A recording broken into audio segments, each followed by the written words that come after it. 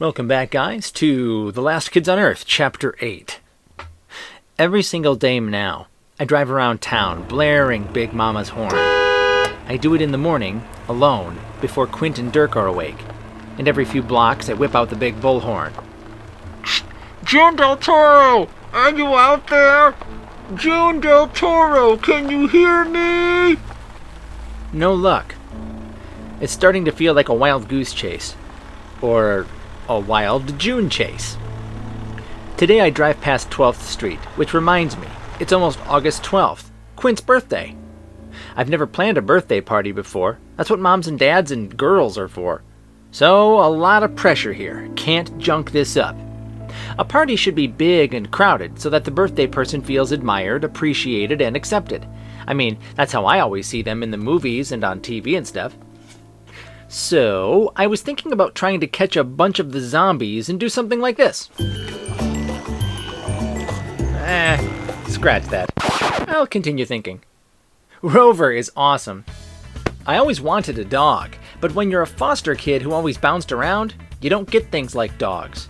You might land with a family that has a dog, but you start playing with it and having a blast, and the next thing you know, off to a new family and no more dog. But now I've got my own dog, a monster dog. I'm trying to teach it tricks. It's going so-so. Rover, fetch! Oh. How about play dead? Quint shuffles over and interrupts our games. His eyes are bloodshot and there are big bags beneath them. I don't think he's slept in days. He hands me a piece of paper. It's a shopping list. We need everything on this list, okay? The list is full of bungee cords and metal tubes and ropes and all sorts of junk. What's all this for? I ask. Quinn grins his weirdo grin. Inventive purposes, but trust me, Jack, you'll like it. I need to go to Home Depot for this. That's a journey. I climb up into the treehouse. Dirk is sitting in the corner reading a Hulk comic. Let me know if you need help with any of the big words, I say. Dirk scowls. What do you want? We've got stuff to get, I say. Come on. Dirk shakes his head, groans, but he gets up. He throws on his old gray sweatshirt, pulls on his monster-bashing gloves, and follows me down out of the treehouse. He stomps over to Quint, who's sitting at the picnic table going over some blueprints. Hey, Goober, Dirk barks. How come we gotta go get all this stuff for you? Why don't you go get it? Quint says matter-of-factly, because I'm more valuable here. You think you're more valuable than me, huh? Dirk says. No, I said I'm more valuable here. Similar sentences, but they mean very different. I'll show you mean, Dirk starts. Quint holds up his hand. Dirk, you have no reason to be angry at me. You clearly have some sort of chip on your shoulder and... Wait, he does? I look at Dirk. Is it a chocolate chip? Quint rolls his eyes. Jack. I stand on my tippy toes and examine Dirk's shoulder. Or is it a sour cream and onion chip? Either way, I'll eat the chip. I mean, even if it's salt and vinegar. It's not an edible chip on his shoulder, Jack. It's just a dumb saying. Well, Quint, your dumb saying now has me hungry for chips. That's your fault. So, I think you should cook dinner tonight. Quint glares at me, hard, like he's trying to laser beam his way through my eyeballs. And if you cook us dinner, I say, Dirk will agree not to be a jerk. Right, Dirk? You see how I did that? I'm kind of a master of mediation. Dirk glares at me for a moment, and then he looks to Quint. Just tell me the real reason you won't go out there. Quint shrugs. I'm scared. Dirk eyes Quint, then says, Well, at least you're honest. With that, Dirk and I head for Big Mama. Do try to get chips, though, Quint calls after us. Now I'm in the mood for chips, too. The Home Depot parking lot is zombie central. Undead construction-type dudes and undead Home Depot employees stumble around, moaning, eager to get any breathing human who gets close. But I'm ready for that. I brought the Scream Machine. The Scream Machine is dopeness defined. Quint and I built it a few weeks back. We pulled an all-nighter hopped up on Moonshine Mountain Dew and past expiration date Sour Patch Kids, watching horror movies. Quint recorded all the scenes with the people screaming, then transferred the audio to his mom's old iPhone. We attached the iPhone to a loudspeaker, and then we attached that to an egg timer. You place the scream machine somewhere, spin the little timer wheel, and when the time is up, the speaker blasts screams at maximum decibels. That brings the zombies a-stumbling, thinking the screaming belongs to some unfortunate still-living humans. At the rear of the parking lot, I set the timer to 2 minutes and drop the scream machine out the window. When it goes off, oh man, it sounds like you-know-what on earth.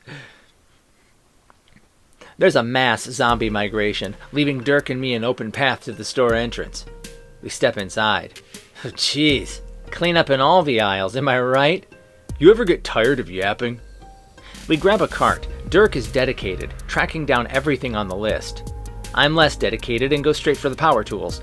I spend 10 minutes weighing the pluses and minuses of a variety of crazy cool drills. Then we're heading for the exit when I spot it. It. Something awesome. Something heavenly. Dirk!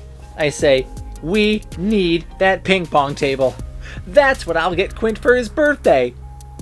I expect Dirk to tell me that's a dumb idea and that I'm a dumb dork and yada yada yada, dumb dork. But instead his eyes light up and says, I love ping pong. Who doesn't? You'd have to be some kind of fun-hating demon to not like ping pong. We're stepping closer to the table when Dirk stops. He sniffs at the air, and then he says, Jack, have you not been wearing deodorant? I don't think I need to yet, I start. You smell rank, Dirk says. Then we both smell it. It's not my pits. It is a foul, fetid, nose-assaulting stench, mold mixed with fresh death.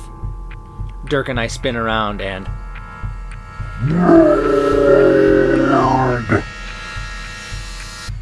I'm scared. Beyond scared. Scared to the second power. Scared squared. Dirk, I whisper, I fought this guy before. You see that scar on his forehead? I gave that to him. Then I saw him later a few blocks from the treehouse. I think he's been, hunting me. Real great, Jack, Dirk says. Real great. Oh, also, just FYI, his name is Blarg, I whisper. Why is his name... Blarg doesn't just terrify tiny humans like me. He freaks out zombies, too. In seconds, they're rushing past us, moving toward the door, a whole mess of stumbling, bumbling, stomach-grumbling zombies. That's when Dirk says it, a sentence I thought I would never, ever hear. Toss me that ping pong table. Huh? Before I can react, Dirk is lunging past me and grabbing the table, which must weigh 100 pounds. Follow me, he shouts. Ping pong power escape. Dirk and I burst out into the parking lot. The scream machine is still howling away. Dirk shoves the ping pong table and all of Quint's junk in the back of Big Mama while I clamber up into the driver's seat. Dirk hops in, yelling, Go, go, go! Behind us, Blarg bursts out through the front of the Home Depot, bringing down the walls. It's about as loud as a marching band falling off a cliff. Blarg's like a tank, crushing cars and stomping shopping carts beneath his feet. That thing is gonna kill us, Dirk yells. For the first time, Dirk sounds scared. And what do you know? He's human after all. Don't worry, I say. Big Mama is prepared for a situation like this. I reach down to the control panel and flick the switch marked Butter Slick Slingers. Blarg takes his next step and slip, his feet go out. He grabs for a streetlight, trying to brace himself, but snap! It cracks in two and crash! Big Mama 1, Blarg 0. As we race away, I glance at the rearview mirror. Blarg's eyes, his many eyes, they're watching us. They're watching me. Me. Hating me. Promising revenge. I have this horrible feeling that I'll be meeting this vile villain again. This car has butter slicks? Dirk asks, snapping me out of my Blarg-induced terror. I nod. Yep, pretty rad, right? Quint's idea. We had to haul 4 barrels of the stuff from the movie theater, but it was worth it. Those butter slicks saved our butts, Dirk says. I nod. Quint's good at saving butts. Saved mine many times. He's a primo butt saver. Dirk is quiet for a moment. At last he says, Maybe I don't give that kid enough credit. When we get back to the treehouse, Quint is in the midst of having a full-blown freak-out. What took you so long? I thought you were Zombie Chow! We ran into some trouble, I say. Quint frowns. Don't worry, I say. After we ran into it, we ran away from it. I got you a birthday present, Dirk says.